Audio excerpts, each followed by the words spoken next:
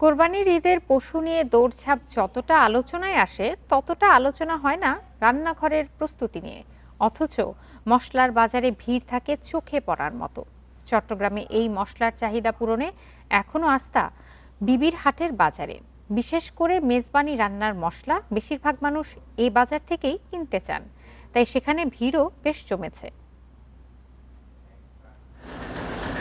কোরবানির ঈদ ঘিরে শুধু পশুর হাটেই ব্যস্ততা থাকে না, রান্নাঘরের প্রস্তুতিটা অনেকটা নীরবেই সারেন বেশিরভাগ মানুষ। আর সেই প্রস্তুতির গুরুত্বপূর্ণ অংশ মশলা। চট্টগ্রামের ঐতিহ্যবাহী বিবিরহাট বাজারে তাই আমেজ ছড়াচ্ছে মশলার ঘ্রাণ।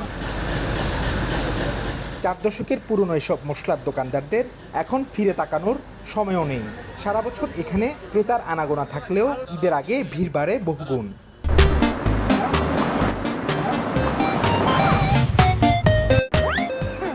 এই মেজবানি যে গরুর রান্না করা হয়, ওটা দিলে যথেষ্ট স্বাদ হয়।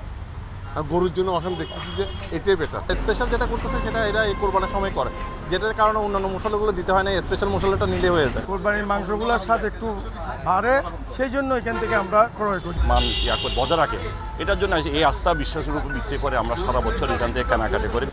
এদিকে চাহিদা বাড়লেও এবছর মশলার দাম আগের মতোই আছে। বিশেষ করে 22 পদ দিয়ে তৈরি মেজবানি মশলার প্রতি কেজি বিক্রি হচ্ছে সর্বোচ্চ 1400 টাকায়। একই সাথে খাগড়াছড়ির হলুদ ও হাটহাজারীর বিখ্যাত মিষ্টি মরিচের গুঁড়া মিলছে 300 থেকে 480 টাকায়। কুরবান উপলক্ষে বেশিরভাগ চাহিদা মেজবানি মশলা, হাটহাজারী মরিচ, এগুলো চাহিদা বেশি। মশলার দাম ওই তেমন বাড়ে নাই, বরঞ্চ কমছে একটু।